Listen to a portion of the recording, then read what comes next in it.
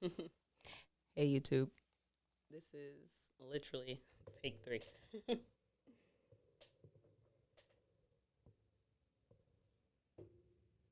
I made it around the world and came back with stories to tell. Different places to call home. Now I'm never on my own. Salutations to my people hitting foreign nations. Food traveling shit, moving to live. Life in the sky, stories to give. The ones who make it there and can make it back. Salutations and shit friends. Welcome back to another episode of Travel and Shit, your new favorite travel podcast, where I, your host, D. Carey, have an experiential conversation about travel and how it has done a lot of shit. Not just change your lives, but, not everything has to be deep.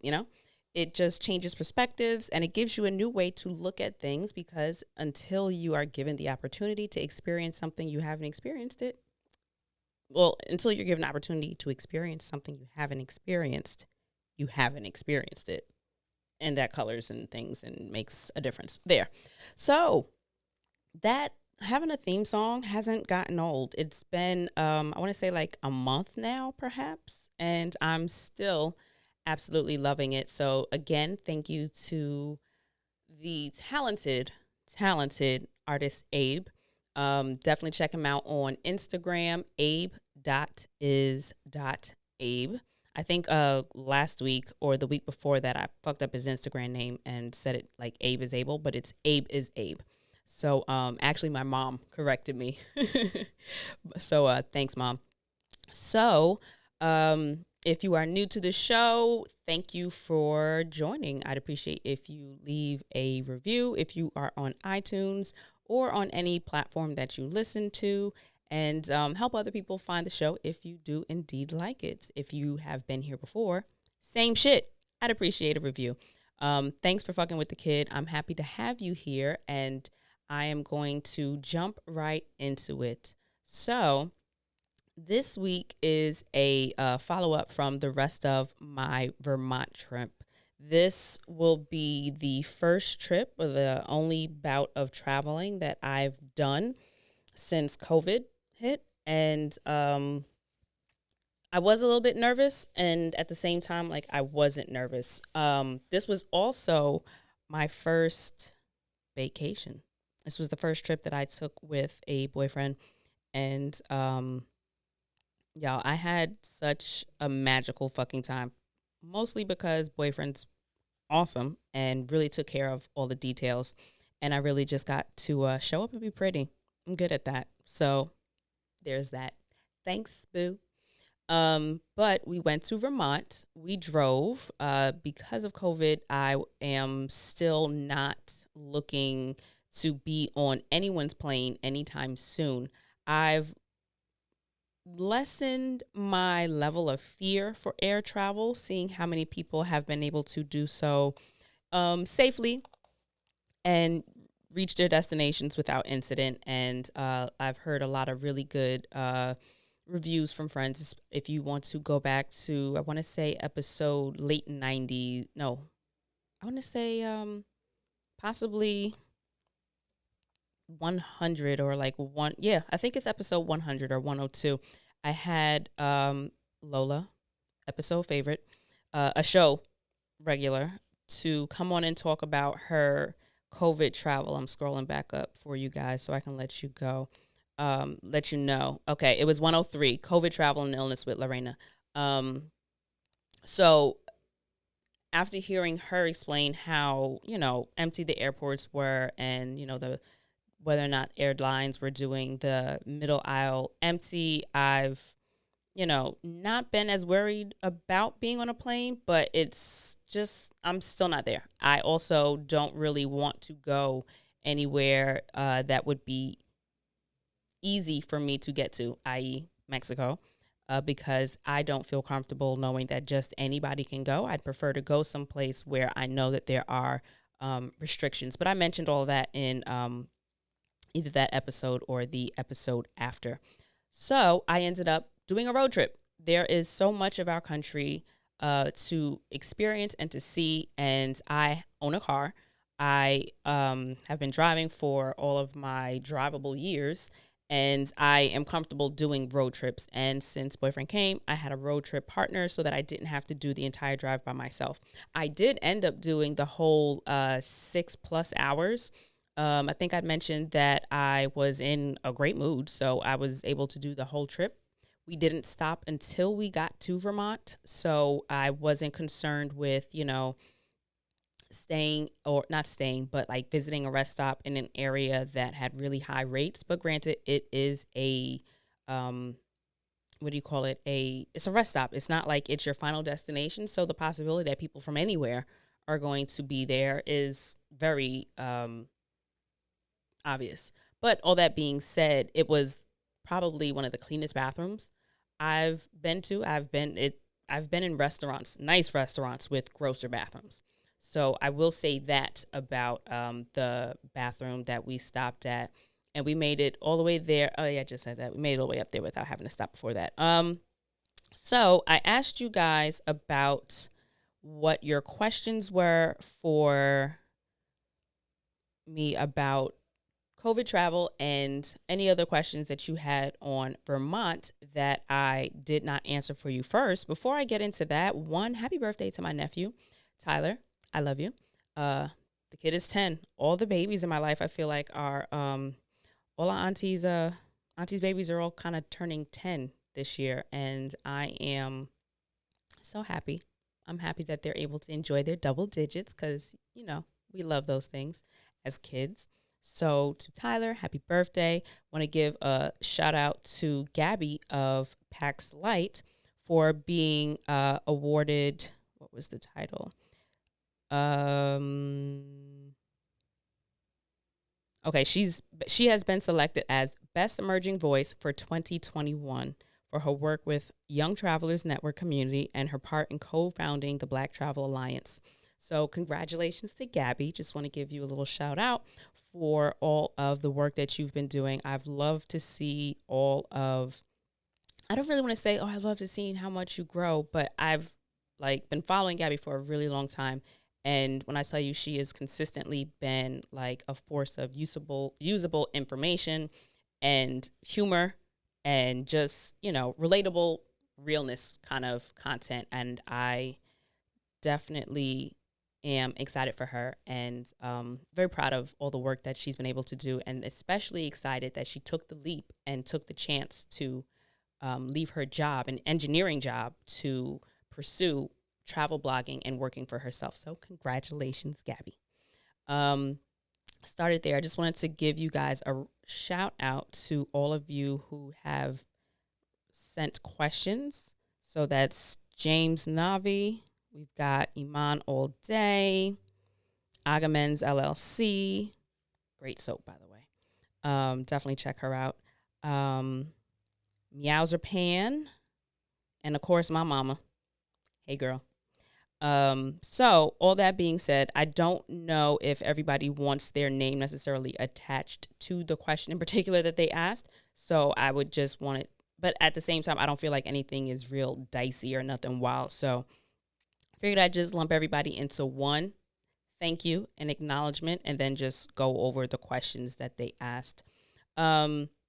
So one of the first questions was, did you try the apple cider donuts?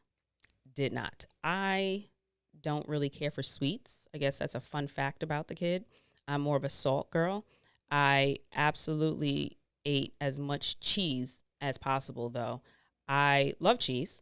Around this time last year, I dabbled with being vegan, and I did perfectly fine with it while I was in Europe, because this same time, last year, I was getting ready to go to Tel Aviv and Amsterdam. And I've said it before, but Europe, at least in my experience in those two countries, in Israel and Netherlands, was very, very easy to be vegan. There were a million options, and there were not a lack of just vegan slash vegetarian friendly restaurants to choose from. When I got back to the States, I'd lasted like 3 weeks. And what really did it for me was fucking Wingstop. And the wings at the one that I went to weren't even that great. So it was quite the fucking disappointment. And what made it difficult for me was I was visiting my best friend Dell in Kentucky, and we went to the mall to get some shit. And, you know, the malls always have like Applebee's or Olive Gardens or, you know, chain restaurants that are here in the States. Well, we went to one of the chain restaurants, and I'm figuring that, all right, so I'll get a really decent salad and I'll load it with enough vegetables or whatever so that I'll be full. Bruh, when I tell you that all of those salads, although were vegetarian, they did not give any directly labeled vegan options. So I had to like negotiate with the server. The servers are all mad cool about it. They don't give a fuck what your dietary restrictions are, really. But I'm trying to, all right, so I don't want this, I don't want that, and don't put that in. But it's just like, all right, so can you add that? And it was just, why am I doing so much work? And I shout out to all of y'all that are vegan and go out to eat with larger groups of people who aren't vegan, or even smaller groups of people that aren't vegan. It can be very tiresome trying to create your own menu when you go places. I guess also experience would add to that. So if you're used to having to create your own menu, then, you know, you kind of know what to go. But being that I was new at it, you would think that I'm 35. You would think that being 35, I would just have a pretty good grip on the different vegetables and grains and options available to me. But you don't realize what you don't know until you're confronted in a situation where your bank of information doesn't include something that will give you an answer to the problem at hand. So, yeah, it just was like hard to be full on the small scope of non-meat and dairy or non-animal product items that I'm familiar with. And that's another thing that I've got to say, boyfriend has done, had nothing to do with vegan, but my nigga knows wild shit about food. Like, I didn't realize that as much as I find myself to be a relatively easy eater, I don't have any, health restrictions or dietary issues that restrict me from eating whatever the fuck I want. And I find myself to be someone willing to try new things. I didn't realize how many different types of foods or different ways of preparing things that I am totally unfamiliar with. He loves to cook, so he'll always say, oh, have you had this? Or what about one of these? Or I'm going to try doing this. Have you had? And I don't even know what it is, let alone whether or not I've had it. So I'm like, okay, well, it sounds like something I'm interested in, but I can't say that I've had it before. And that's one of the things that I will absolutely say that I miss about travel is being able to really put yourself in situations in terms of food and trying new foods and trying to navigate different, cultural norms in terms of foods to eat and introduce yourself to that travel allows. So although I think it's easy to stick with what you know when you're home. And when I'm home, I haven't been going to restaurants frequently, but if I'm going to order out, because I, by no stretch of the imagination, am a chef, I don't enjoy cooking. So I only cook when I want to eat, and not die. But I've gone to bed hungry, not for lack of food, but just for lack of desire to cook anything. Always have a house full of food, freezer stocked, fridge cabinets. There's always shit in there. Not the fridge. Sometimes the fridge be bare. But I just don't enjoy cooking. And all that being said, if I'm going to order food, I will absolutely just order from places that I'm used to or order things that I know that I like. And when you're in a new country or you're in a new area, I find that I am very much so more willing to try new things because it's part of the experience. So not being on the road, if you will, I think has kind of slowed me down in my pursuit of new endeavors. So although I did not try the apple cider donuts, I don't even really care for donuts, to tell you the truth. I do enjoy chocolate donuts, but they mess with my stomach. So adult me is just like, nah, fam, I don't want those problems today. But I was looking forward to doing apple cider, but a lot of things. Ooh, which reminds me, I got to remember where I put it. I did snag 2 bags of apple cider mix from the hotel we stayed at because, so we stayed in, now that I'm out of Vermont, I can tell you where I was. We stayed at, an incredibly beautiful property in Johnston, Vermont, which is like OD small town, middle of nowhere. So middle of nowhere, Vermont. And the property we stayed on was probably near 20 acres of just woods. And we were probably, but now mind you, we were only maybe 100 to 200 feet from the owners of the property. There were 2 other homes on the property, and we could see them from the window. Like if I were to run outside screaming, they'd hear me. So that was cool. But at night, you can't even see the house. Like you can see maybe 10, 15 feet in front of you if there's no light. Actually, damn, even with light, the light only, you can only see as far as the lights will let you see in your average light, even if it's like a motion sensor light or something like that. Maybe your arc of view is 25 feet. I don't know. Numbers aren't my thing. Distance, that's not my ministry. I just show up and let the spirit move me, if you will, or GPS. But that being said, it was really creepy at night to realize that you're kind of like, it felt like in a sense being in a cell, not being able to feel safe looking out the window, because I'm hoping most of us know that if all the lights are on inside and you look out into the dark, you can't see anything, but everything outside can see you. You're basically under a spotlight.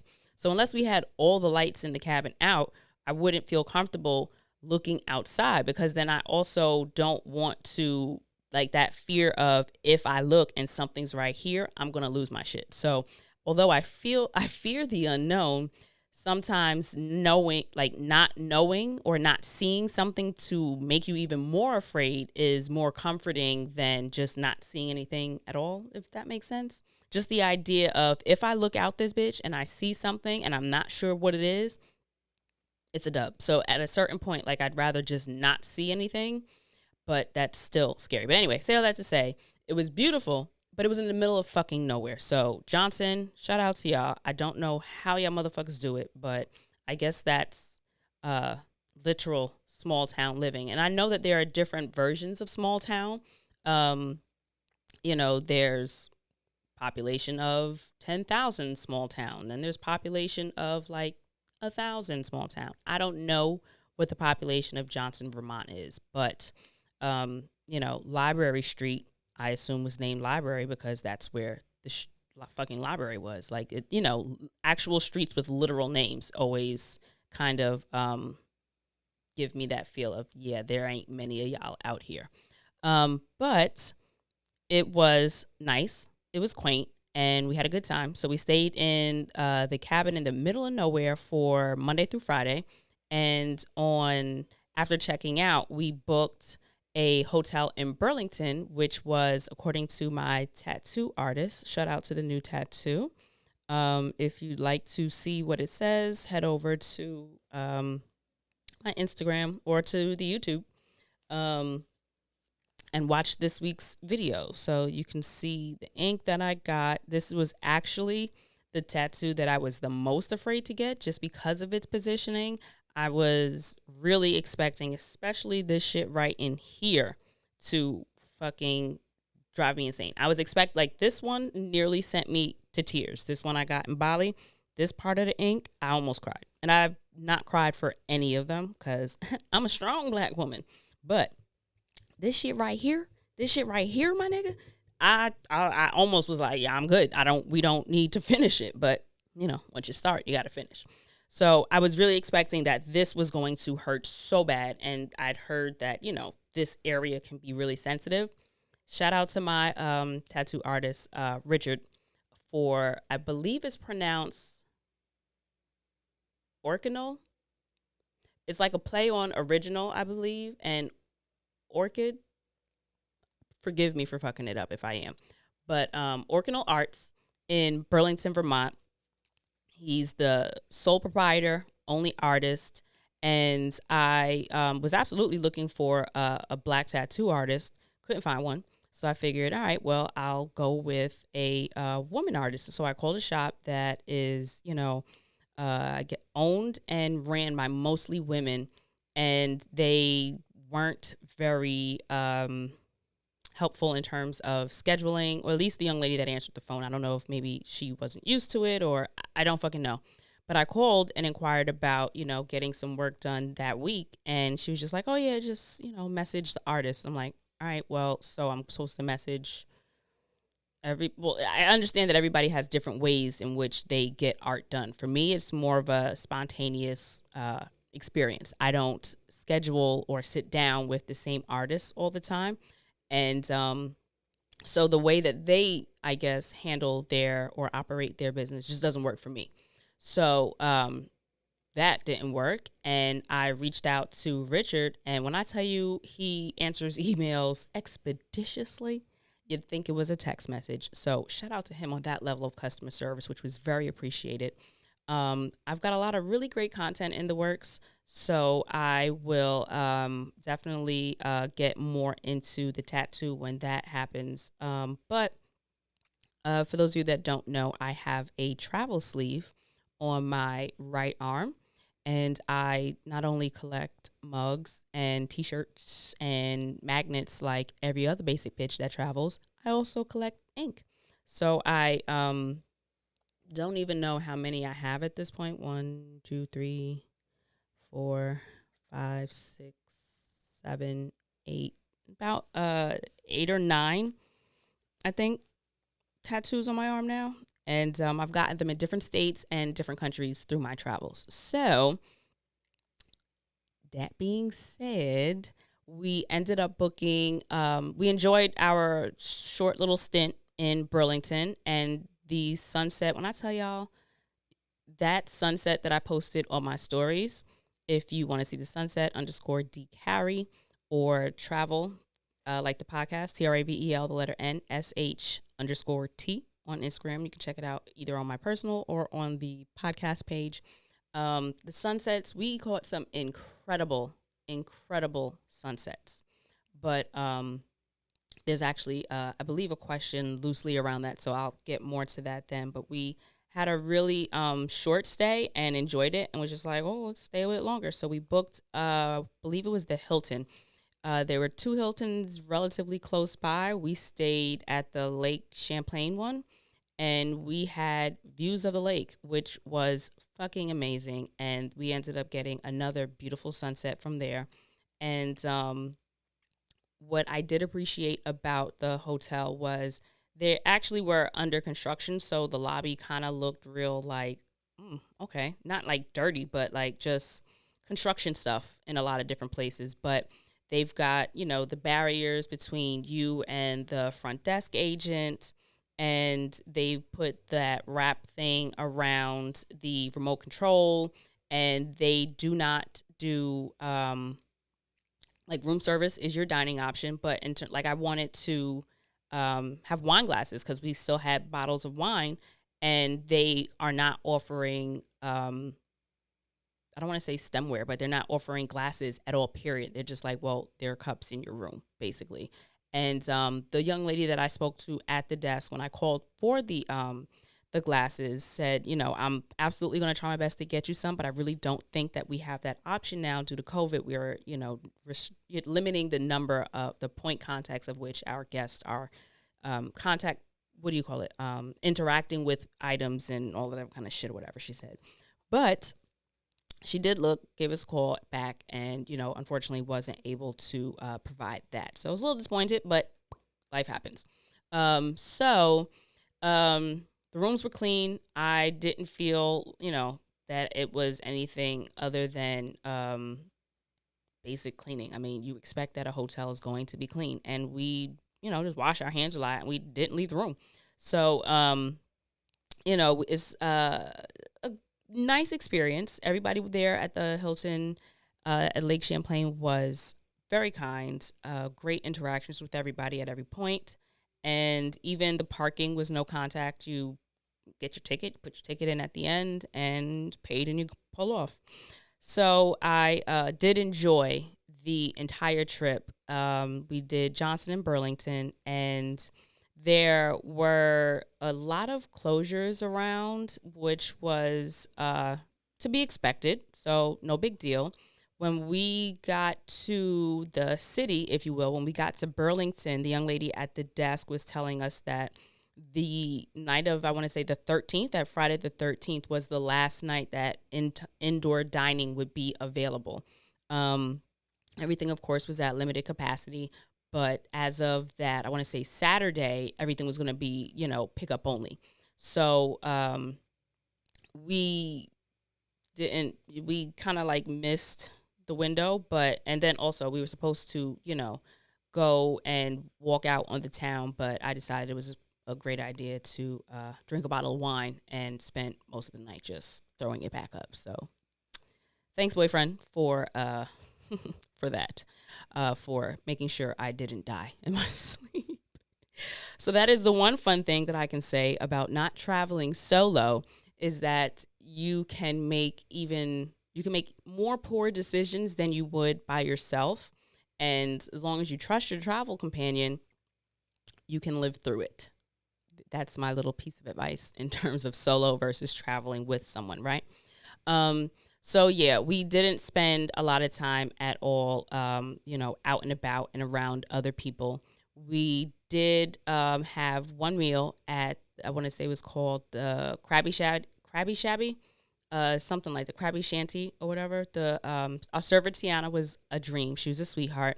Food was good. Wasn't like, great or nothing like that. I expected it to be a little bit better, but I guess, no complaints there. And we actually were looking to do as much or as many stops at Black-owned establishments as possible. So we absolutely stopped at Kismayo, which is a Somali restaurant. And that is also in Burlington. Anything Black-owned in Vermont, for the most part, is in Burlington. But that's like the main, I think it's considered the financial hub of Vermont. I don't fucking know. I think Montpelier is the capital, but we passed there or circumvented it on the way there from Johnson, I believe. But Kismayo, Somali food, they have a very limited menu. And baby, let me tell you that they perfected everything on their menu. I had samosas for the first time. I believe Indian food, a lot of people have had Indian samosas. I think they're called samosas or Samoas. I think they're Samoas. Maybe samosas. I don't particularly remember right now. But them shits was crack. So good. Personally prefer the beef ones if you go. But they were so kind. So like there was only one table where you could sit there, and we got there like really soon after they opened. So we were the only ones that were able to actually dine in. Everybody else had to come pick up their food. And it's not a large place. It's more of a like if you go to, say, my New Yorkers will know, like if you go to a Crown or like a Kennedy and they've got like, or like a Chinese food restaurant and they have more than 2 tables, it's like that size. You know what I mean? So it's a small place where most people will only go to pick up and not dine in. That being said, it was nice actually that nobody else was in there with us, but Kismayo was wild delicious. Like, cannot recommend the food enough. And the service was so, like, they were just very kind and very warm. So really appreciated that stop. We went to an African market out there that's also in Burlington. Really cute exterior, but they just have like goods and wares. Like it's not anything that you, I guess, want to say. I don't want to say to skip it on your trip, but it's not like you're gonna go there for anything other than maybe like goods or ethnic goods that you won't be able to get at the Walgreens, if you will. So like soaps, different spices, different, like I saw they had, well, I think it was like cassava flour or something like a lot of things that you would want for your home or to cook that you wouldn't be able to get from, say, a Stop and Shop. Speaking of, they've got a chain of grocery stores called Shaw's. Let me tell y'all, they have such an extensive fucking wine aisle. Like there's an entire, like a Walmart sized aisle of wine, like more than your Midtown liquor store. You know what I mean? Like they had, I was telling y'all, I got bottles of Veuve. I don't know how to pronounce the shit. Last week I asked a boyfriend, $50 a bottle. Everywhere else they are going to be more. I told y'all I never had the shit before. I've just seen all y'all having the bottles and your little photos and stuff like that.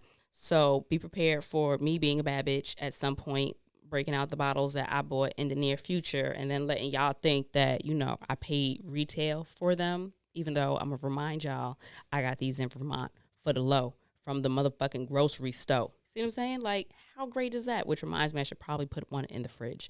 But yeah, the alcohol in the grocery store, like high-end liquor, if you will, in the regular grocery store, great cheese selection. It's Vermont, so obs, right?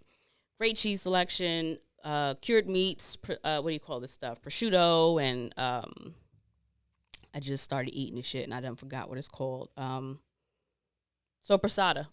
Damn, I love that shit now. See what I'm saying? Like, my whole palate is fancy now because of this nigga. I'm a whole new bitch.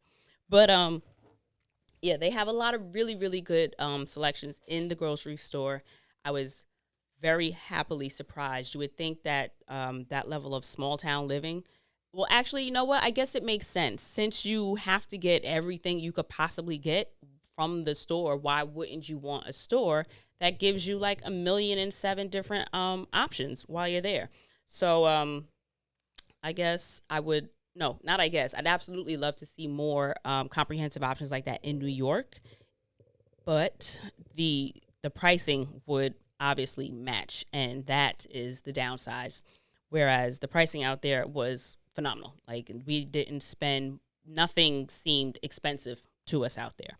So I absolutely appreciated that. So Shaw's is a really cool little grocery chain that they have out there. And, oh, the bigger one that we went to, I think there was a larger one in Stowe that we actually stumbled upon on the way there because we were actually aware that everything closes at like 8 out there. And we rolled in to Vermont at around 8 p.m., a little bit after 8. And we weren't going to probably get to the property until 9. So everything in the little neighborhood was going to be closed. So we stopped at the grocery store, picked up some stuff to eat. So that ended up working out perfectly. But it's kind of like a Wally World because they also had like a pharmacy. They had, you know, the stuff that like not just, what do you call it? But like the aisles that have all of the other things, like the Walmart-esque kind of things that you could possibly need for the house. Like you could get towels and napkins and just not just small grocery store. Like, you know, the aisle at the grocery store that's usually like the shortest that has like other stuff. Still very extensive selection there. So appreciated that about the Shores. What else did we do? We stopped at, but that African market, we did still purchase something just because, you know, want to support Black owned. So we bought some spices and some teas. We got that just to give money to Black people. What else did we hit up? We did, so we're both cheese lovers, and we absolutely wanted to go to the Cabot factory where they manufacture Cabot cheese, which is delicious. It's a brand of cheese. It's not a particular kind of cheese. They have a lot of different types of cheeses, but Cabot is the brand cheese. And I promise you, y'all have all seen it before. You just probably don't know off top if you're not intending to remember the type of fucking cheese that you're eating, right? So that being said, they stopped doing their factory tours, which, great, that's fine. Totally understand why you would close your manufacturing plant to the public.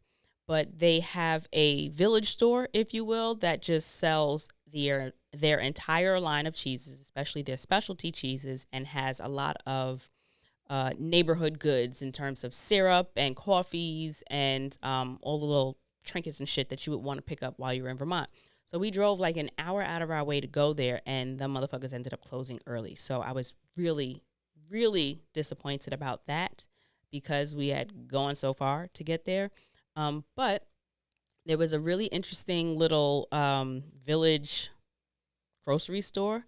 And again, the houses are so spaced out. It's kind of hard to get a feel for. So am I in a neighborhood or do y'all just live out here? You know what I mean? So it's a little weird. Being a city girl, to me, it's kind of hard to mentally picture like how, like how far does this neighborhood reach or extend, if you will. But they had the particular type of cheese we both love, Cabot's Alpine cheddar.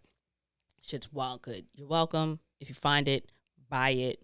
If you are that one person that doesn't like it, I'd be curious to hear your thoughts, But they actually had it there at their, like, basically corner store. It's like the equivalent to going to the bodega and getting, like, some wildly fancy cheese. So that was a refreshing, if you will, little conclusion to that sad story. But what else did we do? So we didn't do that. We considered doing Ben & Jerry's, ended up not doing it just because it was going to be out of the way for the direction that we were going. And let me get to another question because I can't think of the other places that we did. So another person asked, how was your experience? What did you do? Basically answered that for you. But my experience was incredible. I had a really good experience, and I would do it again. I would absolutely do it again for sentimental reasons. The cabin was really beautiful. I intend to put myself through that trauma of being in the middle of nowhere again. It's like one of those things that, cute little people do when they celebrate like a particular anniversary or something like that. Oh, let's go back to the restaurant where you proposed or whatever. That kind of shit. I could see going back there for some shit like that because it was a really, really nice experience. What was that? So Vermont in general, because the next question is, what is it like? And I think I'll jump to the other one and answer them together. Oh, so we also were looking to go to Zafa Wines, which is a Black-owned winery. I believe it's completely woman-owned. And I want to say that there are 2 owners. One of them is a Black woman. I'm not 100% sure on that. Don't quote me. I just know that it is Black-owned. I don't know if it's Black-owned because one of the 2 are Black, but one of them is Black. So we was going to give sis some bread. However, they also have closed their production site to the public, but they have a tasting room that is open so that you can purchase bottles and, get a feel for what it is they produce so that you can still patronize the business. However, we got there and they were not open. We got there maybe 11 or 12 o'clock. No, probably 12 o'clock-ish, 12:30, and they didn't open until like 3. And we were already on our way out of Vermont after that, so we absolutely weren't going to stay for that. But I will say, let me just straighten this. They were in this really incredible collective, if you will, an art gallery collective where there are different little businesses in the front. I think there was one for like fermented pickles, another was something else, and there were maybe like 1 or 2 other places that actually were open at the time. I just wasn't interested. But once you go, it's called, I think it's called Soda. The place is called, like the building is called Soda. I don't remember what the acronym stood for, but there were a lot of mini galleries for artists and their work, whether it be paint, photography, collages, mixed media, sculptures, and then there were a lot of other art pieces on display throughout the space. So you're walking through, it kind of like feels like you're in maybe a school and you walk through the school hallway and you've got, you know, the art on the walls, but then there are classrooms and they're like small rooms, probably, I don't know, I'd say 25 by 25 size rooms, if not a little smaller, a little larger. I, again, am not, admittedly am not good with numbers, distance, spatial. That ain't my shit. So forgive me if I'm not giving you a great description or if I'm wrong on the numbers, but it was really nice to walk through and see all the different pieces of art that were on display, and then peek into the different art rooms that the different artists had their pieces on display, or just use the space to store things, display them. I don't know what they're, you know, who's doing what with what, but it was nice to look at. And it was a really, really cute little gem to stumble upon. So even though we didn't get to accomplish what we'd gone there for in particular, it was still an enjoyable little stop. So if you're in the area, it's also in Burlington. There is a tasting room for the Black-owned winery, and they are open in the afternoons. You'd have to just check what their schedule is, but if you go a little earlier or decide to stay a little bit later, you can still enjoy the artwork that is on display, and it's pretty open for you to just walk through. Nobody stopped us. Nobody was policing us or anything like that. The place was relatively empty. There was nobody there, because if there were a lot of people, I don't do crowds, definitely wouldn't have gone in. But we were the only two people. And I know that there was another artist, because she ended up dropping keys someplace with someone or whatever. And she, you know, walked past us, our studio, but she was the only other person that we saw that was, you know, walking through the area. So that was cool. And one thing to note that I absolutely was surprised by was, and this will segue me into the next question, was, actually, let me just read the question. So it goes, it's kind of like, what is it like in terms of Vermont? And this is, I've never been, but always assumed it's privileged white people central. And did you buy my maple syrup? Didn't buy maple syrup because I'm not a sweets kind of person. I'm good with basic ass, whatever syrup you give me. If I do have pancakes, if I do have pancakes that don't already have fruit in it. So my boyfriend's mom makes these incredible fruit pancakes. I mean, the bananas, the raspberries, the strawberries, yo, wild good. I eat them shits dry because they're not dry. They're just fruit-filled pancakes, and they're delicious. If I make pancakes, syrup is needed. We go to IHOP, the shit's delicious, but I would still like syrup. But all that being said, yeah, I didn't buy maple syrup, but I too thought that Vermont was going to be a bunch of New England, just white folks that were not going to be kind or,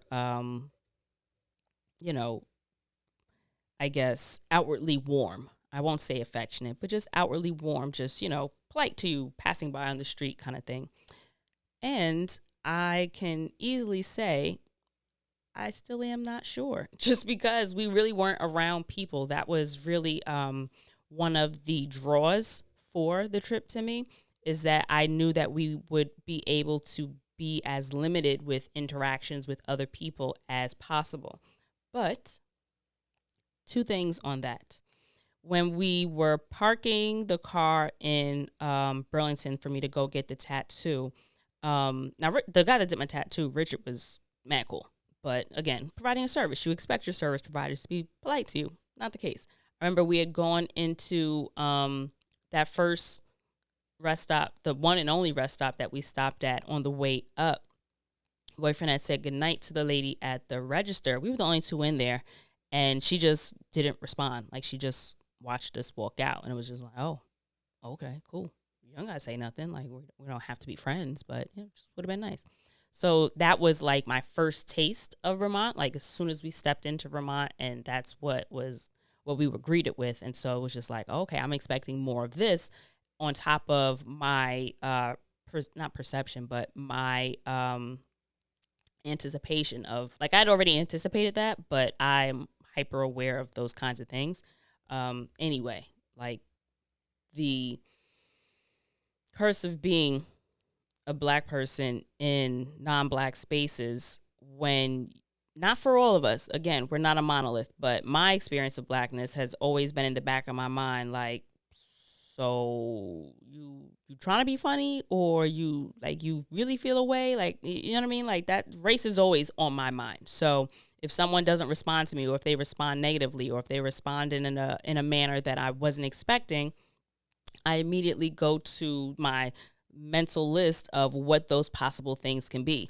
I'm always a nice fucking person. That's just in my nature. So when I'm met with any type of apprehension or negativity or rudeness, well, it's not because of the way I treated you, because I just don't treat people that way. So my follow-up is, okay, so there's something else about me that is triggering you, because I'm not giving you a reason to be away. But that being said, when we were parking the car in Burlington, we had parked on the street, and we were getting out the car, and there were two white women walking up the street, and they were just like, hey. And I was just like, oh, so y'all speak on the street. Cool. Hey, what's going on? Have a safe night, ladies, or whatever. So that, surprised me. I will say the young lady at the hotel desk at the Hilton, I think her name was Megan. She was so sweet. She was really kind. And not really like the phony kind of kind, but like, just, I'm a nice person kind of kind, not, this is my job, so I'm being nice to you. She did seem quite friendly. And I did appreciate that, because I am really big on customer service, because if I'm spending my money with you, it wasn't my money, but still, if his money is my money. So if we're spending money with you, I expect you to treat us as if our money spends as well as anybody else that spends money with you. You treat people that spend money with you well. And I appreciated that she did such. So that was refreshing for me. I did appreciate that the customer service was what you would expect of a reputable establishment, if you will. Same thing with the property owners at the Airbnb. We spoke with them on our last day, and I will say a funny little difference in personalities that came up in this trip was, I am very big on, if checkout is at 11, I want to be out at like 10:55, or like, I don't want to give you any reason to charge me more, or any reason to have a problem, or any reason to hold me up from whatever it is I'm doing next. I don't want to, I don't know if it's just that whole, now there are different ways in which this can be dissected, I am certain. And the first thing that comes to mind is, how, we're not a monolith, but I'm certain that my black ass friends can tell you that we've all gotten that talk before we got out the car. Don't ask for nothing, don't touch nothing, and keep your hands to yourself. Don't touch nothing is reiterated. And it's, you stand right next to me, or you hold my hand, or you hold on to me. It's like, you don't go out exploring things. You follow the rules. You go in, you go out, you mind your business. And I think that sometimes as you get older and you start to see the, in certain cases, not in all, and in certain spaces, not in all, you can see the difference in the way different cultures allow their children that opportunity of exploration. And I don't think that it is necessarily right or wrong, good or bad. It's just an observation that I can speak to my own experience with. So if you tell me that checkouts at 9, I don't want no smoke. If you tell me checkouts at 11, same thing. I want to be out, because I don't want to, not necessarily, I don't want to break the rules, because I don't have a problem with necessarily breaking the rules, as long as it's not going to cause me any, if I feel like I could get away with it. And something like checkout, I don't want negative reviews from the Airbnb host, and I don't want you knocking on this door, and I don't want you, calling police, or I can think of a million different ways things can go wrong. And when I tell you, this man just didn't give a fuck, he was like cooking in a towel at 11:30. And I'm like, oh, this is what we doing. Okay. Um, sure. If you're comfortable, this is your Airbnb review, sir, not mine. But I was more apprehensive about it. And he was just like, I don't give a fuck. Like, we'll be out when we out. We ain't going to be here till no 2:30. But, you know, he really wanted to cook some of the foods that we had because we didn't want to waste the produce. That is another thing that I will say about Vermont. I don't know if this is all areas of Vermont, but in the cabin in Johnson, there were so many different ways to throw things out, and it drove me fucking crazy. Those are things I remember. It was similar to, I think it was something similar to that I think when I stayed in Rome, like they were asking you to take the trash with you and throw it here on this day. And I'm just like, I'm not doing trash. I'm on vacation, fam. But at the same time, I think that's one of those things that you kind of got to concede to. If you're staying at an Airbnb, you're technically in someone's home. So if there are garbage restrictions, rules, and regulations and shit in their area, you kind of don't want to cause no smoke for them and then have it so that they can't offer the home. So that's one of them fine lines, and one of those things that if you didn't know to check for it in certain areas, check to see what the trash rules are. And they had composting. They had what's the other thing? Shit.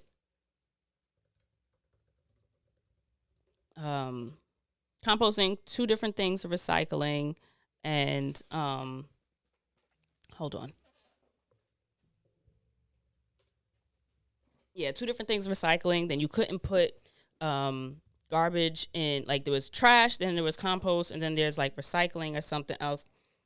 Excuse me, and thank you. The I did not like dealing with it. I promise you I didn't. But I get it. Because you got to keep in mind, thank you, that they're in the middle of the fucking woods. There's like, I'm certain, like that's another thing that I was thinking about. Not only do you have to drive to your fucking mailbox, but consider that you can't just throw your trash outside because you live in the fucking woods, bro. Like bears, deer, moose, muskrats. I don't know if muskrats are there or not. Raccoons, birds. There are wild animals. There's wildlife that you would be attracting to your property. So that was actually pretty fucking cool to me. I understood that need to necessitate where and how the outdoor trash was, like all the bottles were supposed to be rinsed and they were clean and all of that kind of shit, because of course you don't want to attract animals and bugs to the property. So I can appreciate that, but it was one of those things that was quite annoying. But yeah, so that checkout disparity between the two of us was initially a little uncomfortable for me. But then the host came out and, you know, she was saying, you know, just want to check, make sure everything's okay. And she was really cool about it. She didn't give a fuck. And she just wanted to make sure that we enjoyed our stay. And she had mentioned that she was intentionally keeping distance because they're an older couple and they just want to be aware of making sure that their guests are also comfortable being on the property and not feeling like, because, you go to a property like that because of its isolation, especially in these times now. So I would absolutely recommend the property. The host, I mentioned it last week, they paid such detail to, such attention to detail. There was even saran wrap, foil, 2 different gallon and quart size Ziploc bags, any kind of spoon or utensil you could need to cook with. They were actually pretty decent pots, and not just like flimsy or real gross dollar store options. They were all clean. They had wine glasses, regular glasses. They also had paper plate options, full like real China plates, not China, but a real plate as opposed to just paper plates. So they even had the lotion dispenser by the on the kitchen sink. You had your dish detergent. You had plenty of towels, all the details, all of them. So really appreciated that, and the experience with the host was really nice as well. It's a husband and a wife. And her name is Becky. She was very kind, and I appreciated her, kindness and being able to actually, thank her in person, if you will, for the attention to details and for the really nicely kept property. So these small interactions that I did have with people in Vermont, for the most part, were all great. I didn't experience any, rudeness or anyone really being nasty. I also was very aware that in the entire week that I was there, that I did not see any men of color until Saturday.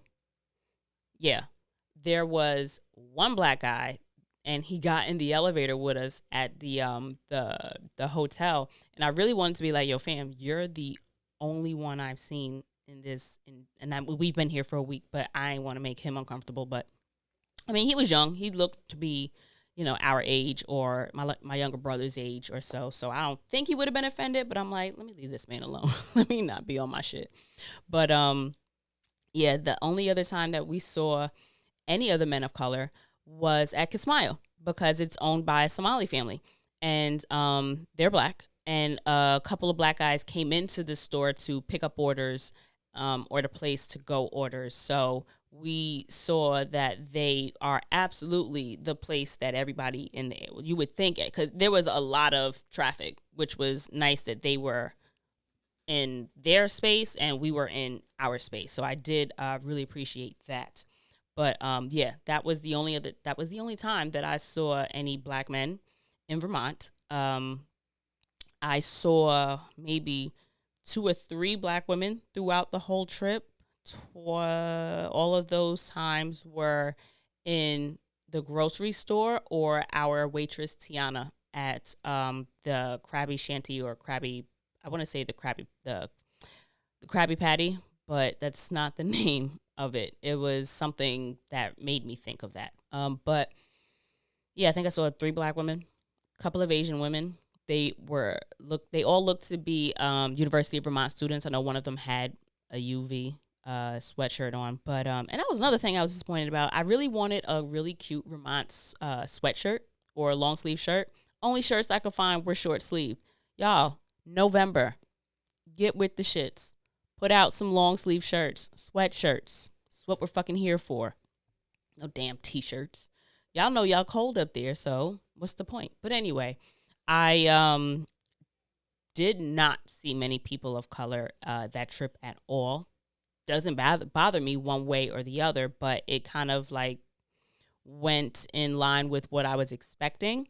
But what I was not expecting were as many Black Lives Matter signs as we saw. When I tell you, it was like playing the license plate game. It was like, oh, there's one. Oh, look, in the yoga shop, there's another one. Oh, right here on this one, there's another one. Oh, it's a wall. It's a yard sign. There's one. Or quite a few Biden Harris signs out. There was one that said there was like a huge digital billboard that said racism is a sin. Period. That was on the drive up, or we were on somebody's highway at that point, and I saw that one. Shorty saw a Black Trans Lives Matter sign, which I'm so sad I missed, but we were driving through Johnson on the first night on our way up there, and he saw that one. So these are really small towns, and when I tell you, just because I didn't see them didn't mean black folks weren't there. However, I'd never seen so many outward expressions of welcoming and acceptance of diversity without actually seeing diversity. That was wild to me. They have the same way we have, our streets that say Black Lives Matter, like written in huge letters. Like I know we have one on Center Street in Manhattan. I know we have one on Fulton in Brooklyn. I want to say Jamaica Avenue in Queens. I don't know where Bronx is at, but they've got their main street. It does say Black Lives Matter painted down to huge. I think it's about 2 blocks long on the street. And I was so tickled by that. Also, again, all of the different stores that have it posted in their shops. There was outside of the soda warehouse where I was telling you guys they have the artists and shit where they have their stuff on display. There, it was painted on the ground as you're walking in. So it's like you step off of like right where the parking lot meets the sidewalk, if you will, and the main entrance to the studio spaces. It says in huge letters outside, Black Lives Matter. And of course, some of the shops inside, I think I saw one or two of them inside had little, placards or posters or whatever, notating the same. Even on the back, there was a mural, and then there was another huge sign, like a crossing sign, like in bright neon. I think it was either green or orange. That said Black Lives Matter. So again, I have never seen such outward showing of welcoming inclusivity and diversity, yet not seen any diversity in the demographic of people that we saw. Granted, a lot of people probably weren't outside. We didn't really. Oh, and there was a Black woman that worked at the hotel desk at the Hilton. So other than that, I ain't see us. We just wasn't there. And it, it wasn't anything other than what I was expecting, but I was genuinely shocked at how much, I guess you could say, support for us Blacks that was shown in the communities. And again, these are like small towns, like I have to drive to my mailbox kind of small towns, or there's a quarter of an acre between all the houses, or everyone, there's only one house for the next half mile kind of thing. You know what I mean? It's just wasn't expecting it and was very happily surprised. But let me see if there are any more questions. So I won't say that they weren't privileged, and I won't say that they can't show their ass, but I didn't really get that New England-y kind of, and I've heard things, I was reading something, I don't want to say it was a Reddit thread, but I was reading something somewhere while I was looking for places to, that I might want to stop, because I know that there is is it Clemens family? I want to say it's a Clemens family farm. There is a Black-owned farm up there, and I want to say, again, stats, numbers, not my thing. The national number, I think in the United States, less than 1% of farms are owned by Black people. And I absolutely wanted to visit a farm owned by Black folks. But again, it's a private property. It's their home. So it made sense that they usually do have, tours and events and things on the property. But because of COVID, that was closed. There were a couple of different museums, because if you go to the Vermont state website, and at the hotel, you also have to sign one of those affidavits that you, followed their state's quarantine guidelines, and that was the same at the Airbnb. So, what was I saying? The COVID guidelines, I really lost my train of thought there, guys. I don't know, but damn, where was I? That is so frustrating. See, that's where having a co-host or a guest would really alley-oop me. But all right, so I was saying something about privilege, New England, and I don't know, y'all. But the last question was, did you capture the colors? And yes, the photo that I posted was not edited. I didn't overexpose, underexpose, add any filters. That was just on my iPhone. I have a 11 Pro Max, and I point and click, point and shoot. I didn't do anything special. Like I said earlier, we saw some really, really, really, really beautiful sunsets. Like, the colors were insane. I would like to think that the nicest colors were always visible to me over the water. Also, the stars. I love anything celestial. I am all for the night sky. Although I am a fire sign, I happen to be a Leo, which If you ask the cosmos, apparently I'm ruled by the sun. I guess. I like the moon. I am personally a fan of the moon and the stars. And when I tell you all them hoes was out, they was all out there.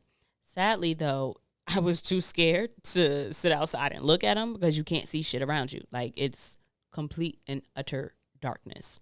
So darkness all around. Yeah, I wasn't with the shit. Like, we took our drinks out, I want to say Tuesday. I think it was Tuesday night. If you watched my live, I went on a really great boozy hike. We did a mini hike. Like, we walked for like maybe like 10, 15 miles. But the mountains where we were, actually, I want to say it was around 4:30-ish or so. It started getting kind of dark. And that's because even though sunset may have been at like 4:45, 5 o'clock, the mountains were blocking our access to the sunlight at that hour. So it got darker where we were much sooner than, I guess, neighboring areas or areas that were more low-lying or not surrounded by mountains and shit. But yeah, we went on a quick little hike, went back inside for refills, and came back out with like blankets to sit out and look at the stars, and heard a noise. He thought it was an animal. I thought it was a people. It was something weird. Like, I ain't think nothing natural could make that noise. And we weren't about to argue about it outside, so we just decided that we could both be wrong or right, and let's just go inside. So after that, I wasn't trying to be outside to really, that, which was sad. Like, I really was looking forward to spending more time outside at night, even if it was a little bit cold. Bundle up, layers and shit. There's ways to get around it, but then not being able to see what's kind of right in front of you was a bit much for me. On the drive back, I was starting to complain, like, yo, this is wild. Like, where are all the stars? Like, where I can't see, have we the headlights? I was actually saying to one of my coworkers today, I got city headlights. My shits don't really light nothing extra up. We noticed we were driving up the highway and the car in front of us was probably 3 car lengths ahead, maybe 6. And I could see their headlights were creating like this huge like dome in front of them. We could see the trees. We could see that we were actually driving on a tree-lined highway. Whereas in my headlights, I couldn't even see the trees the fuck next to me. So there are absolutely better sets of headlights out there. I just ain't got them because I don't need them. I live in the fucking city. We got lights everywhere. You know what I mean? Except for fucking Long Island. Y'all are kind of trash out there with that shit. I don't really appreciate it. That's why I don't really like going out there, because I feel like y'all don't want us there. You got them itty bitty ass street signs and ain't no lights. But anyway, yeah, so that's one thing that I would say if you're going on a road trip. Make sure that your car is road trip ready, of course, with the obvious things. But depending on the weather, make sure you have the appropriate tires. If you're going to be traveling in remote areas, consider that they may not be paved as regularly or as well, or may not be salted the way the streets in the city are, even though we can complain about it. I don't know what their shoveling and plowing and salting or sanding regimens are out there. So consider that you might want to make sure you got the right ass tires. Consider getting gas or making sure that your shit is full before you get to like quarter tank or, half tank, depending on how much further you'll have to go once you leave like the main road. So we had like half a tank by the time we, I want to say I think we were like a little bit more than 2/3. No, we weren't at a half tank. We weren't at a quarter tank. We was that space in between, give or take. And we ended up stopping to get gas when we went to the bathroom. And that was like an hour before we got to our destination. When I tell you, I felt so much better knowing we had a full tank of gas, because not only couldn't I see anything going on around me, I, didn't even know, since I didn't know what the fuck was going on, I would have been so scared that I was going to run out of gas someplace. Like, you don't want to run out of gas in the middle of nowhere. You don't want to run out of gas when you don't know where you are. Make sure your windshield wipers is on point. You don't want to be, squinting through you're driving when the roads are unfamiliar to you. Always go slower than you need to go. Fuck them niggas behind you. When I tell you them shits curve, and if it's really dark, you don't know what's on the side. Is it a 2-foot drop? Is it a 12-foot drop? Is there a lake next to you? Is there a river next to you? Turns out on the drive to the property, there's like 2 miles of river along one of the roads, and they are very narrow roads. It's actually about maybe a mile or so. Again, me and distance.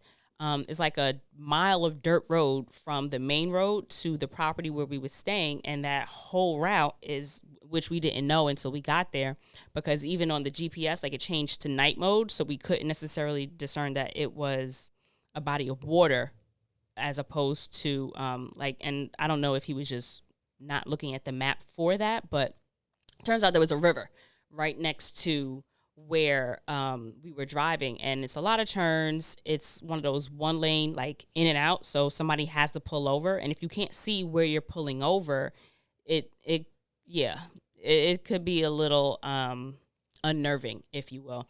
And I'm a comfortable driver for the most part. I don't mind driving under too many different conditions. I personally would feel more comfortable being the driver in conditions that I'm uncertain of, only because I know that I trust my driving abilities. Not to say that I'm the only person that could drive, but I know that I feel more comfortable when I am in control. So there's that. But windshield wipers, fuck everybody behind you, go slow if you don't know where the fuck you're going, or if you don't know what's immediately to your left or to your right, and if you can't see that far ahead of you. One thing I learned on the road this trip that also gave me more agita along the way, if you come across a deer and you're going too fast to stop, don't swerve and don't stop. Speed the fuck up. That's how you die. If you, that bitch will go through your windshield. So if you're going like 10, 12 miles, 20 miles, chances are if you see a deer in the road, you can stop.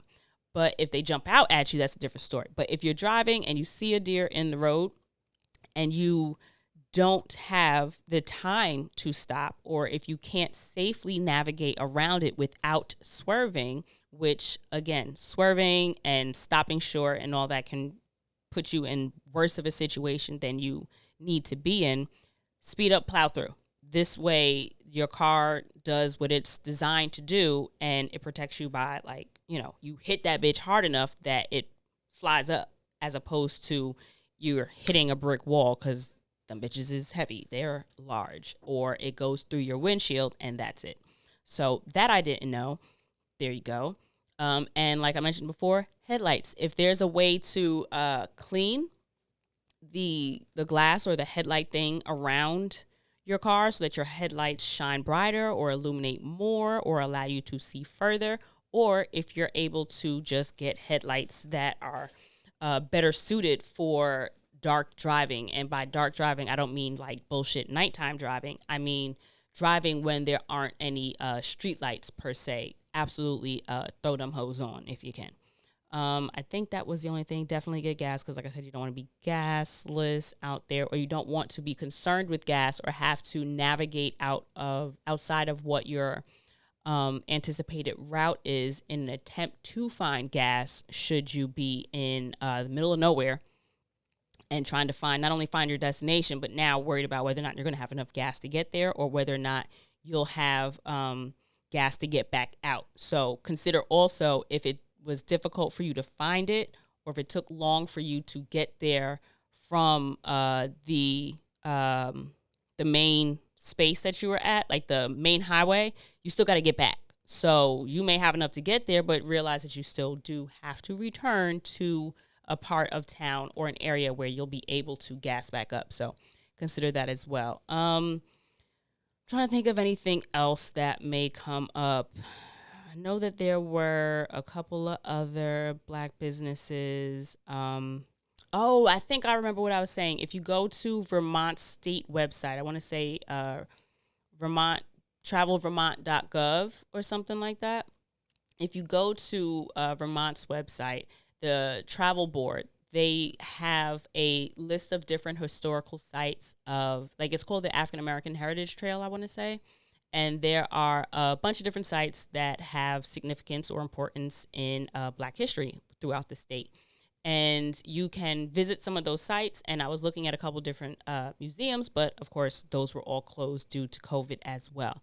But there, I want to say, was one marker in one space. Actually, wasn't Johnson. I don't remember what it was, but yeah, I would absolutely consider going to that website or any state's travel board, their travel website for, additional travel information or a relatively decent directory of different places to visit in the area. So I'm hungry, and I think y'all have had enough of me talking about the trip in Vermont. So again, thank you to those of you that reached out with your questions. I got them all.